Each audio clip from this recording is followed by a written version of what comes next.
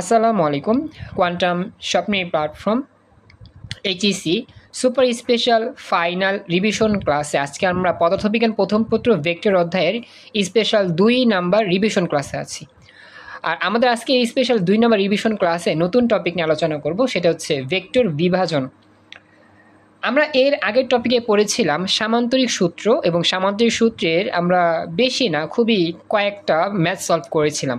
কিন্তু আমরা জানি সামান্তরিক সূত্রের যেই টপিক, সেই টপিকটা অনেক গুরুত্বপূর্ণ, আর এই টপিক থেকে প্রায় আমাদের 15 থেকে 20টা প্রশ্নই আসছে বোর্ড পরীক্ষায়। তো আমরা গত ক্লাসটাতে সবগুলো আলোচনা করতে পারিনি। এর মূল কারণ হচ্ছে আমাদের সামনে যেহেতু এইচএসসি এক্সামটা খুবই সন্নিকটে, আমাদের আসলে একই টপিকের যতগুলো অঙ্ক আছে সবগুলো অঙ্ক করিয়ে দেওয়া সম্ভব হবে না, কারণ আমাদের অনেকগুলো অধ্যায় টাচ করতে হবে, রিভিশন করতে হবে। তো এখন আমাদের যেইটা নিয়ে চিন্তা করতে হবে সেটা হচ্ছে একটা অধ্যায় তো অনেকগুলো টপিক কাজ করে। সাপোজ আমি তোমাদেরকে যদি বুঝাই, একটা অধ্যায়, যে কোনো একটা অধ্যায় কমপক্ষে 10টা টপিক থাকে। তো দেখা যায় যে প্রতিটা টপিকে যদি আমাদের 10টা অঙ্ক হয়, তাহলে 10টা টপিকে কয়টা অঙ্ক হবে? 100টা অঙ্ক। এখন আমি যদি তোমাদেরকে এই 100টা অঙ্ক ধরিয়ে ধরিয়ে করতে যাই, তাহলে দেখা যাবে আমাদের 3-4 মাস চলে যাবে, ফিজিক্সের একটা অধ্যায় শেষ হবে না। সত্যি কথা বলতেছি। তো এখন আমাদের করণীয়টা কি? করণীয় হচ্ছে এই যে 10টা টপিক, 10টা টপিকের 10টা টপিক থেকে আমরা 10টা অঙ্ক করে দিব, আর বাকি অঙ্কগুলো তোমাদের এইচডব্লিউ থাকবে বেশি বেশি। কমপক্ষে তোমাদের প্রতিদিন বাড়ি কাজ থাকবে 10টা বা 20টা, এরকম বাড়ি কাজ থাকবে। সেগুলো তোমরা দেখে দেখে সলভ করবা, সমাধান সহ দিয়ে দিব, দেখে দেখে সলভ করবা, তোমাদের টপিকটা পড়া হয়ে গেল। এখন তোমরা যদি আমার আশায় বসে থাকো যে স্যার আপনি সব করে দিবেন, তাহলে আমও গেলো সালাও গেলো, আমাদের কোনো রিভিশনই হবে না। আমরা জানি মোটামুটি সব সূত্র জানো, মোটামুটি আগেও পড়ছো, এখন জাস্ট রিভিশন হবে, বেশি বেশি প্র্যাকটিস করবা, প্রবলেম হবে আমাকে জানাবে, আমি সলভ করে দিব, তাই না? এখন তো আর বাচ্চাদের মতো হাতে কলমে ধরিয়ে ধরিয়ে সরে সরে ক খ লিখাইতে হবে না, অর্থাৎ একবারে A to Z বিবন্ধে বলতে হবে না। তুমি জাস্ট একটু দেখলেই পারে যাবা, কারণ তুমি এখন এইচএসসি এক্সামাইনার, তাই না? এখন তুমি ইন্টার ফার্স্ট ইয়ারে ভর্তি হও নি। তার মানে তোমাকে যদি একটা অঙ্কের টাইপ বুঝা দিই, বাকি 10টা অঙ্ক 100টা অঙ্ক নিজেই করতে পারবা। কথা কি বুঝছো যা বলছি আমি? রেসপন্স করো। তার মানে এখনকার আমাদের ক্লাসগুলো হবে টপিক ওয়াইজ, তবে আমরা এতগুলো অঙ্ক আলোচনা করব না, যতটুকু আলোচনা করা যায় অতটুকু করব, বাকিটা এইচডব্লিউ থাকবে। সাপোজ 2-3টা অঙ্ক আলোচনা করব, বাকি 10টা-20টা অঙ্ক থাকবে কি এইচডব্লিউ। তো চলো শুরু করি। আজকে আমাদের 2 নম্বর যে টপিক, সেটা হচ্ছে গিয়ে ভেক্টর বিভাজন। তো এই ভেক্টর বিভাজনটা কিন্তু আমরা জানি উপাংশ দিয়ে ভাগ করে কাজ করে। যেমন দেখো, আমরা কিন্তু বেসিক ক্লাসে পড়েছিলাম যে লম্ব উপাংশ। আমি বেশি আলোচনা করব না। সাপোজ মনে করো এটা হচ্ছে এক্স অক্ষ, এটা হচ্ছে ওয়াই অক্ষ, এর মাঝখানে একটা ভেক্টর রাশি কাজ করবে, ও আর ভেক্টর। এখন এই ও আর ভেক্টরটা যখন যে কোনো অক্ষের সাপেক্ষে কোণ তৈরি করবে, সাপোজ মনে করি এক্স অক্ষে কোণ তৈরি করছে থিটা, তাহলে এক্স অক্ষের মান বের করার সূত্র কী হবে? আর কস থিটা। কেন? আমরা জানি যার সাথে কোণ তৈরি করে তার সাথে কস বসে, আর যার সাথে কোণ তৈরি করে না তার সাথে সাইন বসে। অর্থাৎ এক্স অক্ষের সূত্র হবে আর কস থিটা, আর ওয়াই অক্ষের সূত্র হবে কি আর সাইন থিটা। যেখানে কোণের মান দেওয়া থাকবে আর এর মানটাও দেওয়া থাকবে, এই মানগুলো বসে আমরা কস আর সাইন দিয়ে কাজ করে এক্স অক্ষের মান কত, ওয়াই অক্ষের মান কত বের করতে পারবো। বুঝতে পারছো? শর্টকাটে বললাম, এগুলো আগে পড়াইছি। আচ্ছা, তো এখন এই সূত্রর সাহায্যে আমরা মোটামুটি এক্স অক্ষের উপাংশের কত, ওয়াই অক্ষের উপাংশ কত, এগুলো বের করতে পারবো। এটা আমাদের হয়ে গেল। এখন চলো আমরা সরাসরি প্রশ্ন চলে যাই। তোমরা হোয়াটসঅ্যাপে যাও, হোয়াটসঅ্যাপ মেসেঞ্জারে দেখবা যে একটা ছবি দিয়েছে আমি। যাদের মানে হোয়াটসঅ্যাপে ছবিটা আছে তারা একটু কালেক্ট করে নিও, যাদের নাই তারা একটু ওয়েট করো। তো আমি ছবিটা দিয়েছিলাম গ্রুপে, ছবিটা দিয়েছি যাতে আমরা এই টপিক থেকে প্রথম প্রশ্ন সলভ করতে পারি। তো আমার এখানে আমি দেখি, আমি এখানে একটু জুমের মধ্যে দেখি ছবিটা দেওয়া যায় কিনা। আমি চ্যাট বক্সে দেখি, দেওয়ার চেষ্টা করতেছি, কারণ সবার কাছে তো ছবিটা নাই। যেটা পড়লাম আমরা এখন, সেটারই আমরা একটা বোর্ড প্রশ্ন সলভ করার জন্য আমরা এখন এই ছবি দুটা দিতে যাচ্ছি। তোমরা একটু দেখো, সবাই একটু দেখো, স্ক্রিনের সামনে চলে আসবে। আমি পাঠাইছি ছবিটা, আশা করি চলে আসবে। আসলে আমাকে জানাইও। এখন আসে নাই, আশা করি ইনশাল্লাহ চলে আসবে। যদি ছবি চলে আসে আমাকে জানাও। আর যাদের মনে করো যে হোয়াটসঅ্যাপ আছে, হোয়াটসঅ্যাপে গিয়ে তোমরা চেক করো। তোমরা কি ছবি দেখছো? কেউ ছবি পাঠাইছি, গেছে কি কারো কাছে ছবি?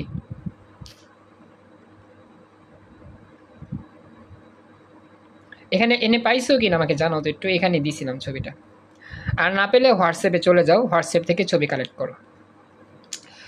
আচ্ছা দেখো তো যারা যারা আসো 25 ব্যাচ গ্রুপে গেলে পেয়ে যাবা। ওই হোয়াটসঅ্যাপে যাও, এখানে একটা ছবি দেওয়া আছে, ছবিটা কি পাইছো কিনা দেখা যাচ্ছে? এখানে একটা ছবি দেওয়া আছে। আচ্ছা ওকে, দেখো এখানে বলতেছে, হ্যাঁ দেওয়া আছে এখানে, ও বিন্দুতে দুইটা ভেক্টর, একটা F1 বাম দিকে, F2 ডান দিকে। বলো পাও নাই? একটু উপরে যাও, উপরে গেলে পাইবা, একটু উপরে যাও, তোমাদের যে হোয়াটসঅ্যাপ গ্রুপ উপরে গেলে পেয়ে যাবা। আমি জাস্ট ব্যাখ্যা করতেছি। তো আমাদের ও বিন্দুতে ডান দিকে হচ্ছে F2, বাম দিকে হচ্ছে কি F1। F1 এর মান হচ্ছে 15, F2 এর মান হচ্ছে 10। দুইটা ভেক্টরই এক্স অক্ষে ডান দিকে করছে 30 ডিগ্রি কোণ, বাম দিকে করছে 30 ডিগ্রি কোণ। এখন বলতেছে F1 যে ভেক্টরটা আছে বাম দিকের ভেক্টর, সে F1 ভেক্টরের ভেক্টর রূপ নির্ণয় করো। তো ভেক্টর রূপ নির্ণয় করার নিয়মটা হচ্ছে এক্স অক্ষের মান প্লাস ওয়াই অক্ষের মান। সমাধান দিকে তাকাও, সমাধান দিকে আমি বুঝা দিচ্ছি। যে কোনো একটা ভেক্টর রাশির যদি ভেক্টর রূপ প্রকাশ করতে হয় তাহলে আমাদের এক্স অক্ষের মান মানে আই এর হিসাব নিয়ে কাজ করতে হয় এবং ওয়াই অক্ষের মান জের হিসাব নিয়ে কাজ করতে হয়। প্রথমে আমরা F1 বলের আনুভূমিক উপাংশ বের করব। আনুভূমিক উপাংশ মানে এক্স অক্ষের রাশি। আমরা জানি আমাদের যার সাথে কোণ তৈরি করে তার সাথে কি বসে? কস বসে। তো এখানে কোণের ব্যাপারটা একটু আমাদের হচ্ছে ঝামেলার, কারণ আমরা দেখতে পাচ্ছি আমাদের যে কোণ, এই কোণটা দেওয়া আছে এক্স অক্ষের নেগেটিভ দিকে। তো আমাদের এক্স অক্ষের পজিটিভ দিকের কোণটা লাগবে। তো বাম দিকে খেয়াল করো, বাম দিকের F1টা কিন্তু এক্স অক্ষের নেগেটিভ দিকে কোণ দেওয়া আছে, আমাদের এক্স অক্ষের পজিটিভ দিকের কোণটা লাগবে। কথা কি বুঝতেছো? যার ছবি দেখতেছো কথা বলো। আচ্ছা এখন এই এক্স অক্ষের পজিটিভ দিকের কোণটা বের করার জন্য নিয়মটা কি? নিয়মটা হচ্ছে আমাদের 180 থেকে 30 ডিগ্রি বাদ দিলেই কত পাওয়া যাবে? 150 ডিগ্রি। এটা হবে F1 এর জন্য কোণের এক্স অক্ষের মান বা আসল কোণের মান। কথা কি বুঝতে পারছো?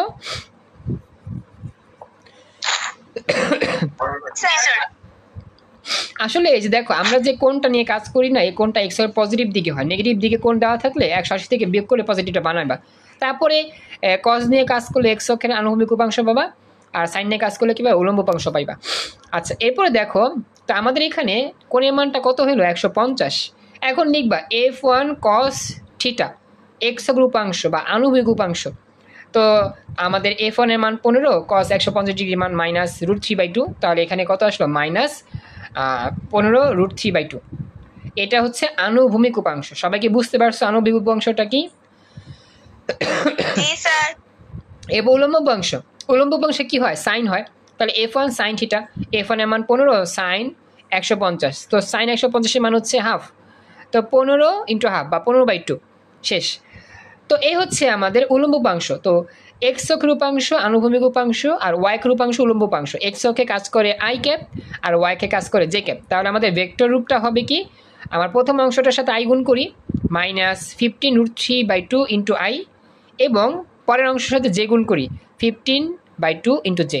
এই দুটা যোগ করে দিই, তাহলে আমাদের F1 ভেক্টর পাওয়া গেল minus 15 √3/2 into I plus 15/2 J cap. এটাই অ্যান্সার। সবাইকে বুঝতে পারছো অঙ্কটা? কথা বলো। আচ্ছা তো আমার 25-এর অনেক বাচ্চাই তো কথা বলতেছে না, চুপচাপ থাকলে হবে? এইটার আমার আসলে গাইডটা ছিল না দেখে আমি তোমাদের একটু ছবি দিয়ে বুঝাইছি। সবাইকে বুঝছো? আয়েশা, ইতি বড়ুয়া, ইভা, হাফসা, মিনা, খাদিজা, কবিতা, মাইমুনা, রিয়াদুল, সেতু, তামান্না, তারেক। আচ্ছা এটা আমাদের শেষ। তো এটা একটা স্পেশাল প্রশ্ন ছিল। এরপরে আমাদের এইখান থেকে যে প্রশ্নগুলো আসে আমি জাস্ট একটু তোমাদেরকে রিভাইজ করে দিচ্ছি, জাস্ট তোমরা একটু দেখো। আমি একটা সৃজনশীল প্রশ্ন নিয়ে কাজ করি। যেমন এটা আমাদের সিলেট বোর্ড 2016 সালে আসছিল। তো তোমরা দেখতেছো এখানে একটা নৌকা আছে, নৌকাটা এক্স অক্ষ বরাবর চলতেছে, আর এই দিক বরাবর নৌকাটাকে টানা হচ্ছে এইভাবে। এখানে একটা মাঝি আছে, ক মাঝি।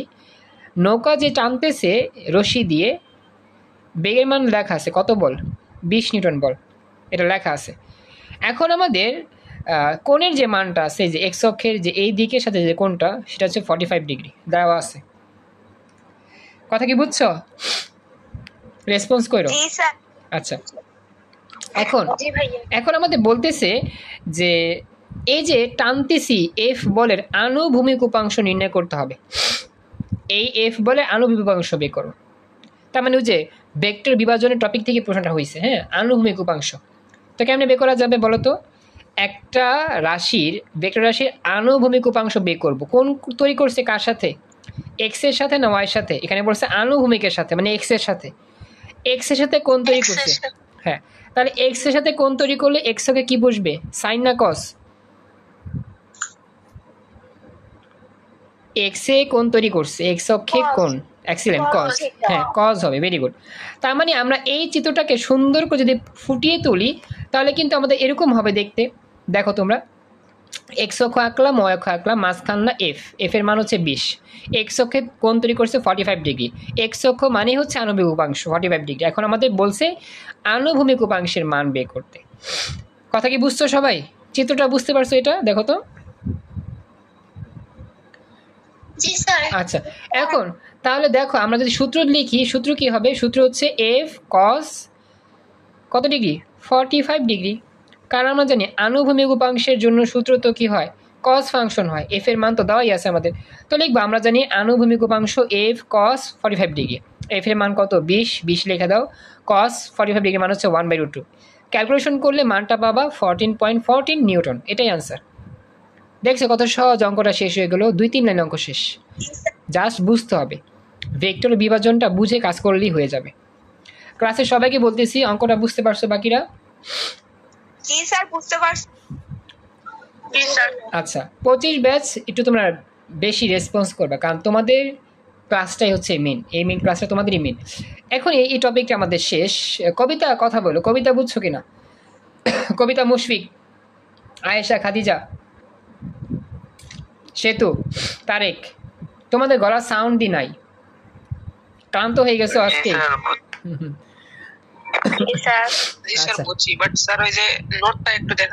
কোন নোটটা? স্যার যেটা শুরুতে দেখাইলেন। শুরুতে দেখাইছিলাম তোমার এই যে এটা এটা তোমাদের পড়াইছিলাম আগে, বুঝছো? ওই যে লম্ব উপাংশ বের করার নিয়মে।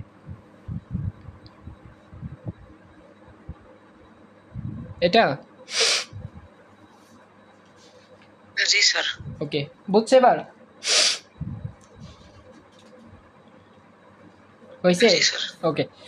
তো বাচ্চারা, আমাদের এই টপিক শেষ। হ্যাঁ, আমরা এই টপিকের ম্যাথগুলো সলভ করছি, হয়ে গেছে।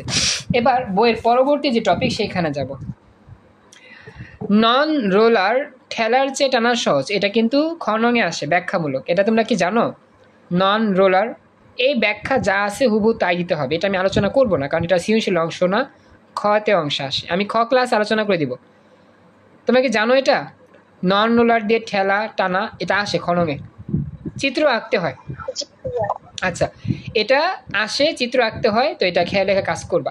আচ্ছা, এটা আমার বাদ, এটা সৃজনশীল আসে না। এবার হচ্ছে তোমার দড়ি দিয়ে গুণ টানা, এটাও আসে। ট্রলি ব্যাগের হাতল লম্বা রাখা, এটাও আসে।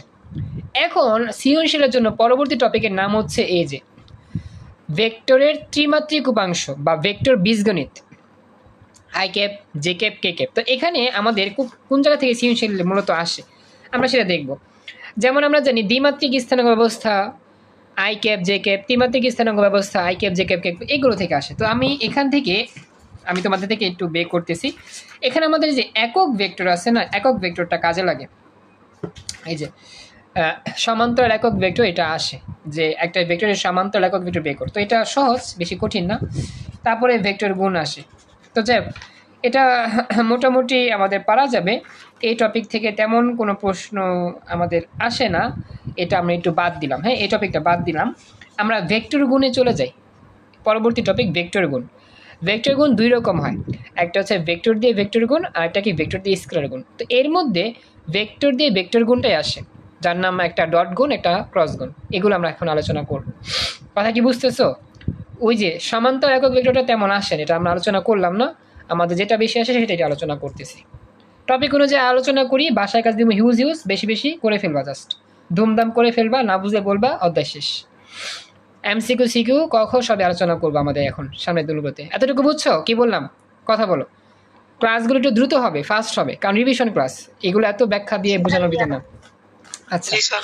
তো এটা আমাদের ভেক্টর গুণ। ভেক্টর গুণের মধ্যে আমরা এখন যে আলোচনা করব সেটা হচ্ছে কি স্কেলার গুণ বা ডট গুণ, এবং পরবর্তী অংশ হচ্ছে আমাদের ভেক্টর গুণ বা ক্রস গুণ। চলো আমরা স্কেলার গুণন দিয়ে কাজ শুরু করি। স্কেলার গুণন তো আমরা সবাই জানি। ডট গুণ সূত্র কি? AB cos theta.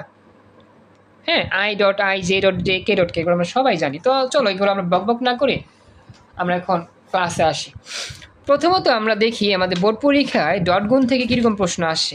তো আমি একটু প্রশ্ন বের করি, একটু সবাই ওয়েট করো। হ্যাঁ, এই তো ভেরি গুড, ভালো একটা প্রশ্ন পাওয়া গেছে। রাজশাহী বোর্ড 23। দেখো আমি বেশ কয়েকটা আলোচনা করে এটা শেষ করবো ইনশাল্লাহ। দেখো রাজশাহী বোর্ড 23-এর মধ্যে এখানে একটা আসছে যে পি হচ্ছে ভেক্টর রাশি 5i cap plus 3j cap minus mk cap. Q হচ্ছে i cap plus j cap plus 4k cap. এখন বলতেছে পি এবং কিউ পরস্পর লম্ব। পরস্পর লম্ব মানে একটা ভেক্টর এক্স অক্ষে কাজ করলে আরেকটা ভেক্টর ওয়াই অক্ষে কাজ করবে। এদের মধ্যবর্তী কোণ কত ডিগ্রি হবে? 90 ডিগ্রি। এটাই মানে হচ্ছে লম্ব। কথা কি বুঝতে পারছো? এতটুকু রেসপন্স করো। জি স্যার। আচ্ছা, এখন আমাদের বলতেছে এম এর মান বের করতে হবে। এই এম এর মান কত বের করো। আমরা কিন্তু বাচ্চারা এমন একটা অঙ্ক করছি যে দুইটা ভেক্টর পরস্পর লম্ব হইলে এদের কি গুণন শূন্য হয়?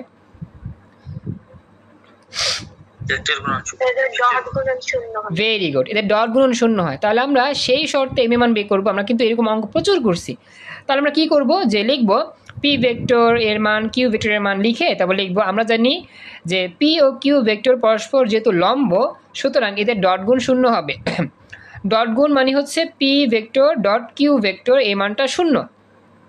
এই শর্ত মতো এই লাইনটা বুঝতে পারছো? P vector dot Q vector শূন্য, কারণ এটা ডট গুণ করলে কী হয়? শূন্য হয়, লম্ব যেহেতু এই জন্য ডট গুণ করলে শূন্য হয়। এবার পি ভেক্টরের মান লিখে দাও ব্র্যাকেট দেওয়া। পি ভেক্টরের মান হচ্ছে 5i cap plus 3j cap minus k cap into Q ভেক্টরের মান i cap plus J cap plus k cap. তো এই দেখো এদিকে কিন্তু আমরা ডান দিকে লিখছি, যে ডান দিকে এখানে দিয়ে পি ভেক্টর কিউ ভেক্টর লিখলাম। এরপর আমরা মান টান বসা দিয়ে এখন গুণ করব। এগুলো বুঝছো? কথা বলো। জি স্যার। আচ্ছা, জি ভাইয়া। এরপরে দেখো আমরা জানি আমাদের জাস্ট ডট গুণ করার নিয়ম কি? আয়ের সাথে আয়ের সহগের সাথে আয়ের সহগ গুণ করি 5, আর এখানে 1 গুণ করলে 5 থেকে 5 সূত্রের যোগ। 3 আর এখানে 1 যোগ করব 3 একে 3 সূত্রের যোগ। সূত্রের যোগ থাকা সত্ত্বেও এখানে এম এর সাথে নেগেটিভ থাকাতে মাইনাসে ওই প্লাসে মাইনাস হয়েছে, আর এম দিয়ে 4 গুণ করেছে 4m = 0। এগুলো বুঝছো না সবাই? এগুলো বাচ্চাগুলো নগুলো সবাই পারো, আগে থেকেই জানি আমি। বুঝছো এগুলো? কথা বলো। আচ্ছা, এরপর এখানে যোগ বিয়োগ করলে এম মান 2 পেয়ে এলাম, শেষ। ওকে, কমপ্লিট। বুঝছেন সবাই? এই অঙ্ক কিন্তু আমাদের অনেকবার আসে, অনেক। আচ্ছা, এটা আমাদের শেষ। প্রশ্ন থাকলে বলতে হবে। রিভিশন ক্লাস এত সময় নেওয়া যাবে না, জাস্ট বুঝাই দিব আর বাড়ি কাজ দিব বেশি বেশি, ধূপধাপ করা শুরু করবা, অঙ্ক শেষ, অধ্যায় শেষ। আচ্ছা, তো এটা আমাদের গেল। এখন আমরা একটা স্পেশাল বিষয় শিখবো, সেটা হচ্ছে তোমার অভিক্ষেপ বা লম্ব বিক্ষেপ। আমরা এই লম্ব বিক্ষেপটা শিখি, এটা এখান থেকে প্রশ্ন আসে, লম্ব বিক্ষেপটা কেমনে কাজ করে। তো আমি তোমাদেরকে একটু সূত্র দেখাবো। সূত্রটা কি? একটু ওয়েট করো, লম্ব বিক্ষেপের ব্যাপারটা তোমাদের বুঝতে হবে। একটু ওয়েট, আমি একটু সূত্র দেখাই।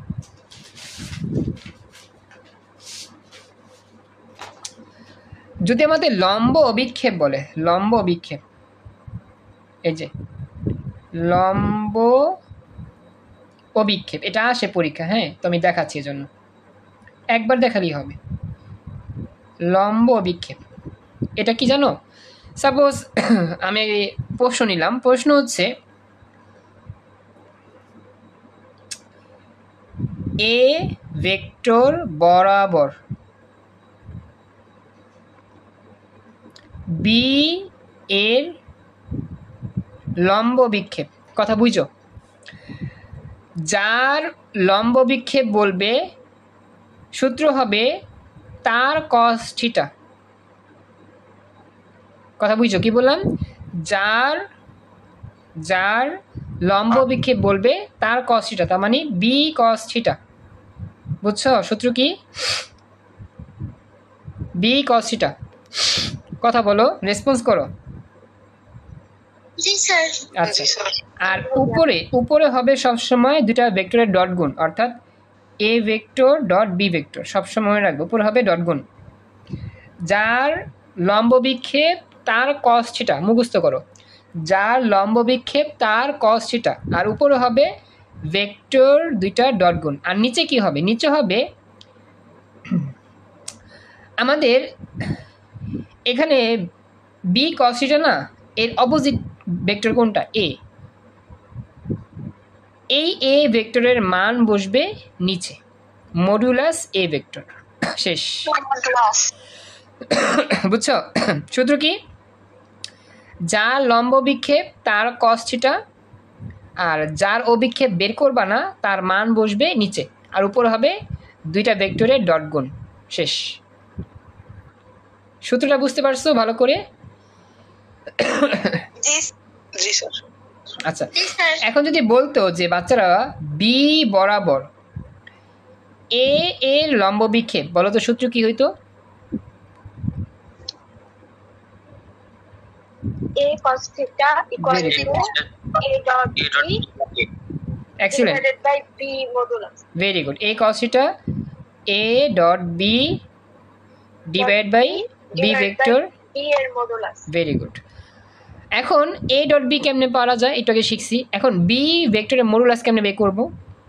ওই যে বি ভেক্টরের I cap J cap K cap থাকবে, সেটা বর্গমূল দিয়ে আই ক্যাপের সহগ স্কোয়ার প্লাস জে ক্যাপের সহগ স্কোয়ার প্লাস কে ক্যাপের সহগ স্কোয়ার। মনে আছে না এগুলা? বুঝলে গেছে না? পারো? মনে আছে? ওকে, তাহলে দেখো একটা অঙ্ক করি আমরা। কুমিল্লা বোর্ড 23 এই অঙ্কটা আসছে। এ বি সি তিনটা ভেক্টর দেওয়া আছে। এখন বলতেছে গণকে বি বরাবর এ এ লম্ব বিক্ষেপ, বি বরাবর এ লম্ব বিক্ষেপ। তাহলে বলো তো যে কার কস্টটা লিখবো, বি কস্টটা নাকি এ কস্টটা? এ কস্টটা, এ কস্টটা। হ্যাঁ, তাহলে এ কস্টটার সূত্র কি হবে? A dot B by modulus B vector. চলো প্রথমে মডুলাস বি ভেক্টর বের করি, সব ইজি। প্রথমে দেখো আমরা এ ভেক্টর বি ভেক্টর লিখলাম, আর এখন A vector B vector dot গুণ করলে, ডট গুণ করতে পারি আমরা সবাই, 10 আসবে। তার মানে এ ভেক্টর বি ভেক্টর গুণ করলাম, 10 আসলো। বুঝছো এতটুকু? কথা বলো। 3 একে 3, এগুলো পারবা আশা করি। এখন বি ভেক্টরের মান বের করবো, বর্গমূল আই এর সহগ 1 স্কোয়ার প্লাস জে সহগ 2 স্কোয়ার প্লাস কে সহগ 3 স্কোয়ার রুট 14। বাকিরা কথা বলো, চুপচাপ কেন? মুশফিক, আয়েশা, খাদিজা, কবিতা, মাইমুনা কথা বলতেছো, তামান্না, তারে কথা বলো না কেন? তোমরা কি বুঝতেছো না? রেসপন্স করতে হবে তো। বুঝছো এতটুকু? ওকে, থ্যাংক ইউ। হ্যাঁ মাইমুনা কথা বলছো, থ্যাংক ইউ। এখন দেখো এ ডট বিও পাইছি, বি ভেক্টর পাই গেছি, শেষ। এখন অভিক্ষেপের সূত্র দিয়ে শেষ করে ফেলো অঙ্ক। আমরা জানি এ ডট বি, হাবিজাবির কিছু লেখা লাগবে না, A cos theta A dot B by B 10 by root 14, এটাই অ্যান্সার। শেষ। বুঝছো অঙ্ক সবাই? এতটুকু আমরা সেভ করলাম। আসসালামু আলাইকুম। আমরা এই মুহূর্তে আরেকটা স্পেশাল টপিকের আলোচনা শুরু করি। এখানে আমরা আসলে বলছিলাম একটু আগে যে একক ভেক্টর, সমান্তরাল একক ভেক্টর থেকে প্রশ্ন কমই আসে, তারপরও এখানে একটা প্রশ্ন আসে, আমরা এটা সমাধানটা একটু দেখার চেষ্টা করি। হ্যাঁ, সমান্তরাল একক ভেক্টর, একক ভেক্টরের সিস্টেমটা আমি তোমাদের বলি। সমান্তরাল একক ভেক্টর যেই কথা, একক ভেক্টর একই কথা। সূত্রটা জাস্ট একবার দেখা দিই, তোমরা ইনশাআল্লাহ সবসময় মনে রাখতে পারবা। যদি তোমাদেরকে বলতো সাপোজ একটা ভেক্টর লেখা আছে পি ভেক্টর, এই পি ভেক্টরের একক ভেক্টর বের করো, তো এত এর একক ভেক্টর। খেয়াল রাখবা বাচ্চারা, কি বলতেছি, একক ভেক্টর। তো এই সূত্রটা খুবই সিম্পল।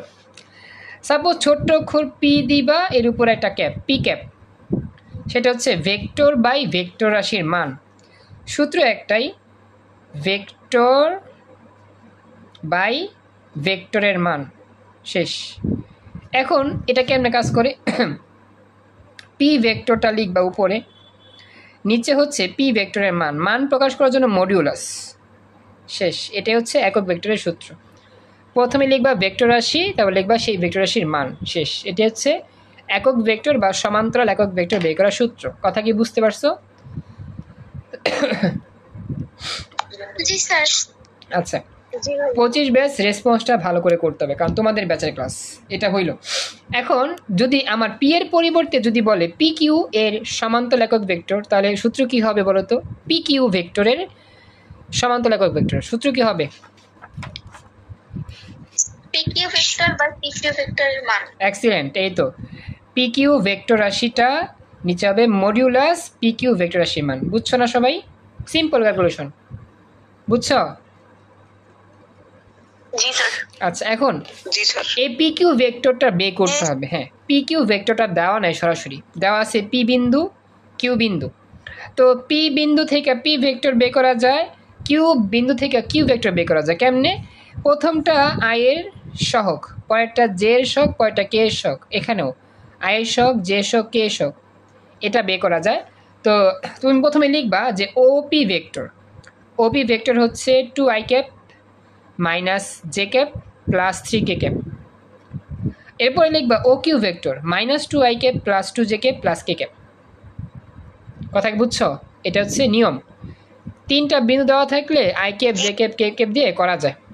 আচ্ছা, তো এই হচ্ছে বিষয়টা। এরপরে আমি বাকিটা দেখা দিচ্ছি, একটু খেয়াল করবা। হ্যাঁ, প্রথমে লিখবা উদ্দীপক হতে পাই পি বিন্দুর অবস্থান ভেক্টর কিউ বিন্দুর অবস্থান ভেক্টর।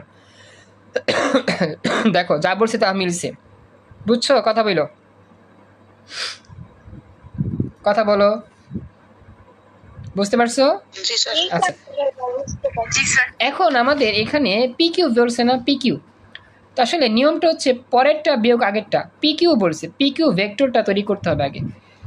পি কিউ ভেক্টর হচ্ছে পরেরটা বিয়োগ আগেরটা, পরেরটা মানে হচ্ছে কিউ, আগেরটা মানে হচ্ছে পি। তো পরেরটা থেকে আগেরটা বিয়োগ করতে হবে। তো এখানে ওপি থেকে ও কিউ থেকে ওপি বিয়োগ করতে হবে, শেষ।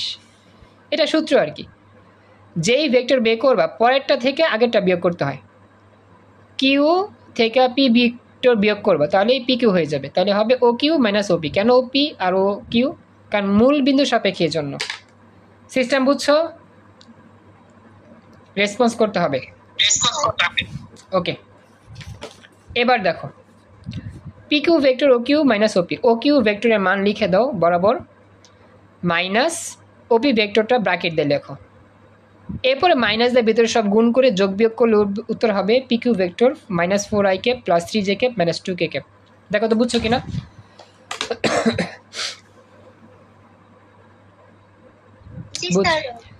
আচ্ছা, এরপরে তুমি পি কিউ ভেক্টর রাশি লিখে দাও উপরে, নিচে পি কিউ ভেক্টরের মানটা চাইলে আলাদা বের করতে পারো। এখানে সরাসরি বের করছে, বর্গমূল sign I cap minus 4 square plus J cap 3 square K cap minus 2 square. Calculation করলে উত্তর হবে √29। উত্তরটা হচ্ছে 1/√29। আর এই ভেক্টর এটা হচ্ছে পি কিউ এর সমান্তরাল একক ভেক্টর।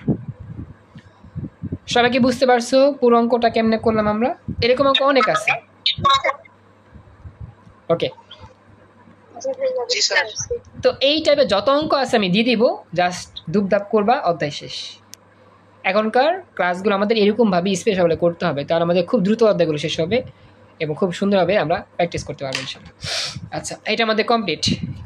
তো আমাদের এই ক্লাসের লিঙ্কটা থাকবে 3 মিনিট, দেখি 3 মিনিটে নতুন কোনো টপিকের অঙ্ক করা যাচ্ছে কিনা, একটু সময় দাও। তো এর মধ্যে যদি কোনো সমস্যা থাকে কারো আমাকে জানাবা, আমি অবশ্যই তোমাকে হেল্প করার চেষ্টা করব। আমরা তো ডট গুণ পড়তেছি না? হ্যাঁ, ডট গুণ পড়তেছি, ডট গুণনের ম্যাথ করতেছি আমরা।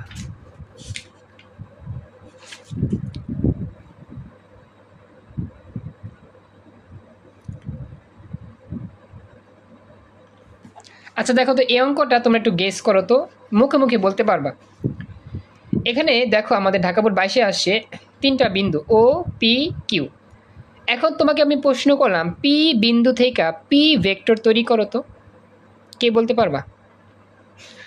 পড়াইছি একটু আগে, বলো পি ভেক্টর। গুড, তারপরে 2i cap,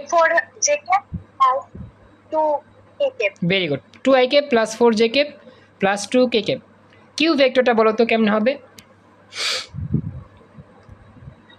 2i cap minus 4j cap minus 4k cap। Excellent, thank you so much. এই তো মাশাআল্লাহ পারছো। ক্লাসে সবাই বুঝতে পারছো না? দুইটা ভেক্টর কেমনে হইল? জি স্যার। এটা কিন্তু হবে ওপি ভেক্টর ও কিউ ভেক্টর। কেন? এখানে ও দেওয়া আছে এই জন্য। এখন আমাদের গহনাঙ্গ বলতেছে পি ভেক্টর ও কিউ ভেক্টর এর অবস্থান ভেক্টর দেয়। অবস্থান ভেক্টর মানে হচ্ছে কি ওই যে ওপি আর ও কিউ। মনে রাখবা অবস্থান ভেক্টর মানে হচ্ছে কি ওপি আর ও কিউ, ও লাগা দিবা। এখন ওপি ভেক্টর আর ও কিউ ভেক্টর লম্ব হবে কিনা যাচাই করো। এটা কেমনে করতে পারি বলো তো? লম্ব হবে কিনা? লম্ব হওয়ার নিয়ম কি, শর্ত কি ছিল?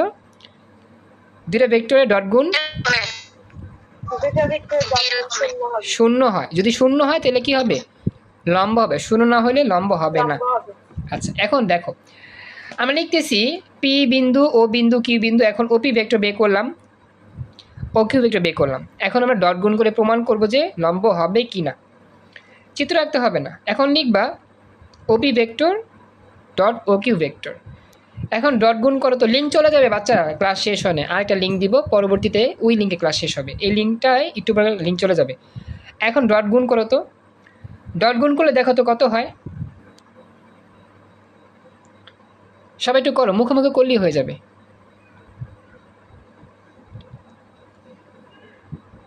আচ্ছা করছো? এতক্ষণ তো লাগার কথা না, দ্রুত করো। -20। Very good, -20। তাহলে শূন্য হইল না, তাহলে এটা লম্ব হবে? লম্ব হবে না। তো যেহেতু আমাদের এখানে ডট গুণ শূন্য নয়, তো লিখবা যেহেতু এখানে ডট গুণ শূন্য নয়, তাই পি ও কিউ এর ভেক্টর অবস্থান ভেক্টর লম্ব হবে না বা লম্বভাবে অবস্থান করবে না। আসসালামু আলাইকুম। আজকের আমাদের স্পেশাল রিভিশন ক্লাসের এই মুহূর্তে আমরা আরেকটা স্পেশাল টপিক নিয়ে আলোচনা করব। সেটা হচ্ছে আমাদের ত্রিভুজটা আর প্রকৃতি কীরকম, সমকোণী হবে কিনা, সমবাহু হবে কিনা, এই বিষয়গুলো। তো এটা আমাদের ওই ত্রিভুজের বাহুর মান বের করা যায়। যেমন দেখো সিলেট বোর্ড 23-এ আসা প্রশ্ন, পি কিউ আর ও তিনটা বিন্দু, এই তিনটা বিন্দু দিয়ে একটা ত্রিভুজ আঁকতে হবে। তো চলো আমরা এঁকে ফেলি। সাপোজ মনে করো আমার পি বিন্দু আছে কোথায়, এদিকে, ও এদিকে, কিউ এদিকে। আচ্ছা, তো এই ইচ্ছা মতো আঁকো। সাপোজ এটা একটা বিন্দু দাও, এটা একটা বিন্দু দাও, এটা একটা বিন্দু দাও। এখন প্রথমে আছে O P Q, O P Q. আচ্ছা মনে করো এটা হচ্ছে ও বিন্দু, এটা হচ্ছে পি বিন্দু, এটা হচ্ছে কিউ বিন্দু। এখন এই তিনটা বিন্দু দিয়ে তুমি ত্রিভুজ আঁকো। তাহলে কি হবে? ও পি একটা বাহু হইল, তারপর হচ্ছে পি কিউ একটা বাহু হইল, আর পরবর্তী বাহু কোনটা হয় আমাদের? O Q. বুঝতেছো? কথা বলো। বাহু কয়টা পেলাম? তিনটা। O P, O Q, P Q. বুঝছো তো এতটুকু সবাই? Yes sir. আচ্ছা জি স্যার। এখন এই যে ও পি বাহুর মান বের করব, ও কিউ বাহুর মান বের করব, পি কিউর মান বের করব। মানটা কেমনে বের করা যায়? মান বের করার নিয়ম হচ্ছে এটার দৈর্ঘ্য বের করা। যেমন ও পি এর দৈর্ঘ্য বের করা, পি কিউর দৈর্ঘ্য বের করা, ও কিউর দৈর্ঘ্য বের করা। তো এটা বের করা যায়। কেমনে বের করা যায়?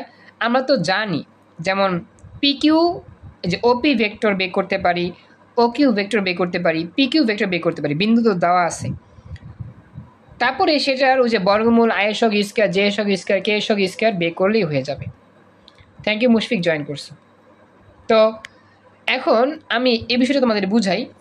আমরা তো জানি যে ওপি ভেক্টরটা কি হবে, পড়ছিলাম না, 2i cap minus j cap plus 3k cap. আবার ও কিউ ভেক্টর কী হবে? O Q vector -2i cap plus 2j cap plus k cap, তাই না? আর পি কিউ ভেক্টরটা কী হবে? পি কিউ ভেক্টর কিন্তু আমরা গণকে তৈরি করছিলাম, কিউ ভেক্টর থেকে পি ভেক্টর বাদ দিতে হয়, সেটা পাইছিলাম। তো এই তিনটা ভেক্টর আগে আমি প্রথমে উপস্থাপন করি। যেমন দেখো গহনঙের সমাধানে আমরা গ হতে পাই পি কিউ ভেক্টর। হ্যাঁ বলো।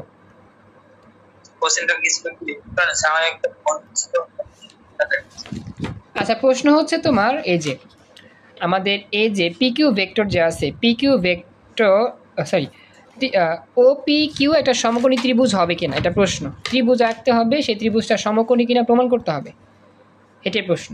বুঝতে পারছো? ওকে, এখন তিনটা বাহু বের করতে হবে, সমকোণী বলুক, সমবাহু বলুক, সমদ্বিবাহু বলুক, বিষমবাহু বলুক, তিনটা বাহু বের করতে হবে। তো এই জন্য আমরা তিনটা বাহু কিন্তু আগে উল্লেখ করে নিব কোন বাহুর পরিচয় কি, তারপরে এই বাহুগুলোর মানও বের করব, যেমন আমরা মান বের করা শিখছিলাম সেভাবে। তো ওই যে পি কিউ ভেক্টর গ থেকে পাইছি, ও পি ভেক্টর পাইলাম, ও কিউ পাইলাম। এখন তিনটার মান বের করো। কেমনে বের করবা? ওই যে বর্গমূল আয়ের শক স্কোয়ার, জে শক স্কোয়ার, কে শক স্কোয়ার। তাহলে পি কিউ ভেক্টরের মান √29, ও পির মান হচ্ছে √14, আর ও কিউর মান হচ্ছে 3। তিনটা বাহুর মান পেয়ে গিয়েছি। দেখো তো সবাই বুঝতে পারলা কিনা এতটুকু? বুঝতে পারছো? রেসপন্স করতে হবে।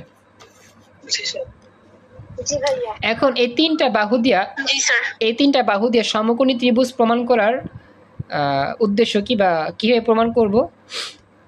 আমরা জানি আমাদের যে পিথাগোরাসের সূত্র আছে, অতিভুজ স্কোয়ার প্লাস লম্ব স্কোয়ার, অতিভুজ স্কোয়ার ইকুয়াল টু লম্ব স্কোয়ার প্লাস ভূমি স্কোয়ার। এখন এই তিনটা বাহু যদি এরকমভাবে মেনটেন হয়, যেমন যে কোনো দুইটা বাহুর বর্গের সমষ্টি অপর বাহুর সমান যদি হয়, যে কোনো দুইটা বাহুর বর্গের সমষ্টি যদি অপর বাহুর সমান হয়, তাহলেই এটা সমকোণী ত্রিভুজ হবে। আর যদি না হয় তাহলে সমকোণী ত্রিভুজ নয়। যেমন এই যে পি কিউ স্কোয়ার করলে 29 হয়, ও পি স্কোয়ার করলে 14 হয়। এই দুইটা আবার যোগ করলে কিন্তু এটা আবার যে 9-এর সমান হয় না। বা যেভাবে চিন্তা করো তুমি, যে O P square O Q square যোগ করলে পি কিউ স্কোয়ারের সমান হয় না। মানে এটা তোমরা বুঝতে পারছো আশা করি। তিনটা বাহু বের করে পিথাগোরাসের সূত্র যদি মেনে চলে তাহলেই সমকোণী ত্রিভুজ, না মেনে চলে সমকোণী ত্রিভুজ না। এটাকে ব্যাখ্যা করে দেখাইতে হবে নাকি বুঝছো বলো তো?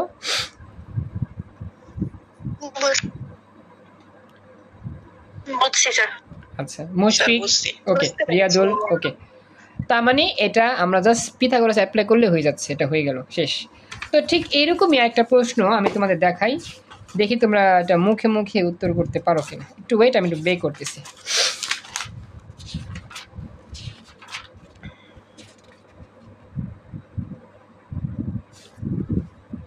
দেখো, এটা আমাদের ময়মনসিংহ বোর্ডে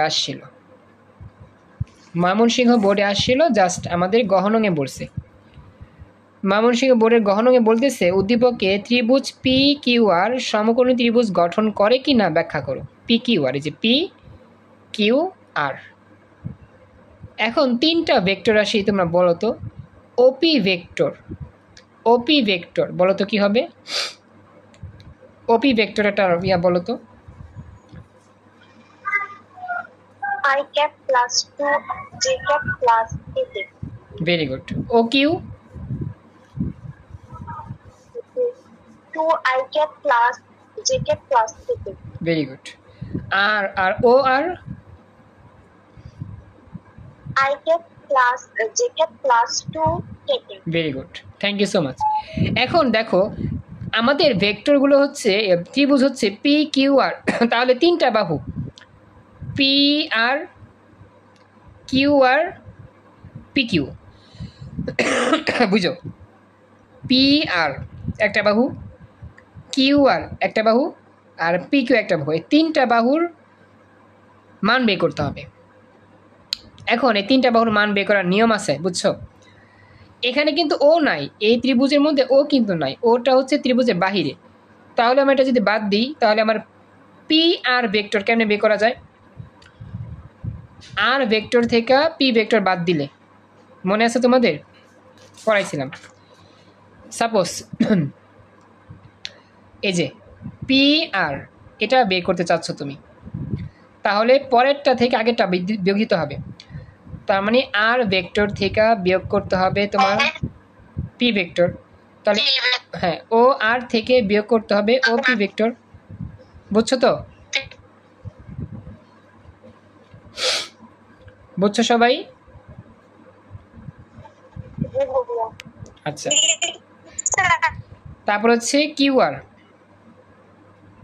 বলো তো কিউ আর কেমনে হবে? কিউ আর ভেক্টর, কিউ আর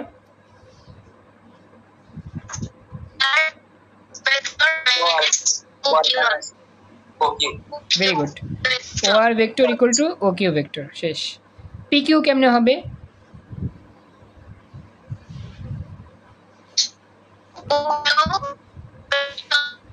minus OP vector, very good.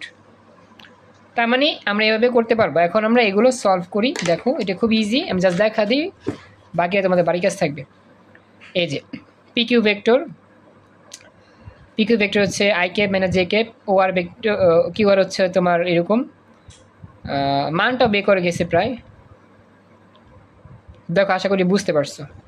PQ vector এটা, এর ভেক্টরের মান হচ্ছে বর্গমূল আই এর সহগ স্কয়ার জে এর সহগ স্কয়ার √2। কিউ আর ভেক্টরটাও same, minus i cap plus k cap, এটার বর্গমূল করলে মান বের করলে √2। পি আরটাও সেম, এটা √2, মানে সবই সমান, সবগুলো বাহুই সমবাহু, এটা আমাদের সমকোণী না। দেখো তো বুঝতে পারছো কিনা এতটুকু?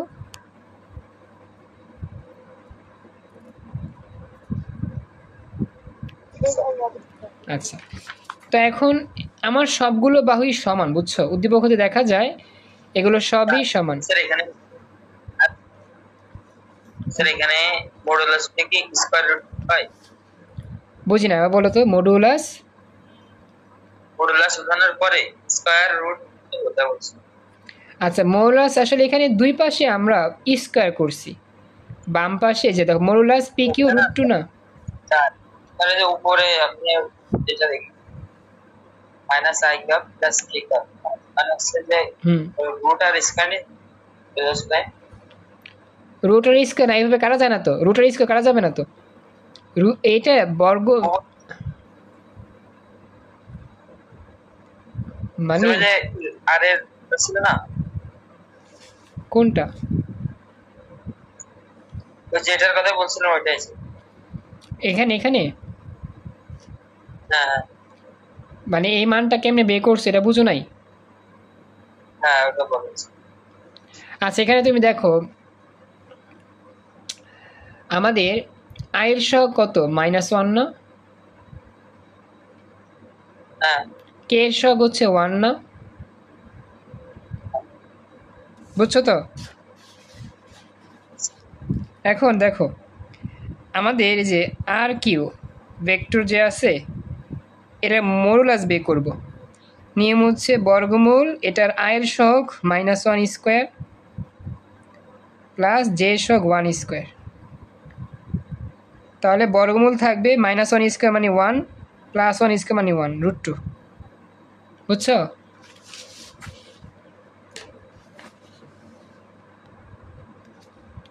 রিয়াদুল বুঝছো এবার? হ্যাঁ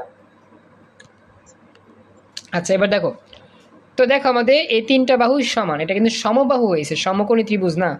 তার মানে এই ত্রিভুজ পি কিউ আর সমকোণী ত্রিভুজ গঠন করে না। দেখো তো পুরো অংশটা ভালো করে বুঝতে পারলা কিনা?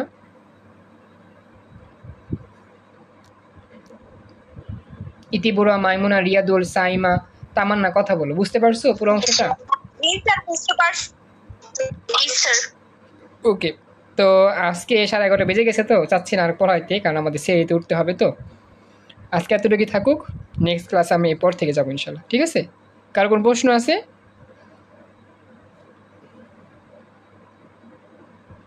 এনিওয়ান? কার কোনো প্রশ্ন আছে? যা যা পড়াইছি শিখাইছি বাসে কাজ দিব অনেক, সেগুলো সলভ করে নিও। আচ্ছা, হ্যাঁ হ্যাঁ অবশ্যই দিব, অপেক্ষা থাকো। তো আজকে এই পর্যন্তই, আল্লাহ হাফেজ।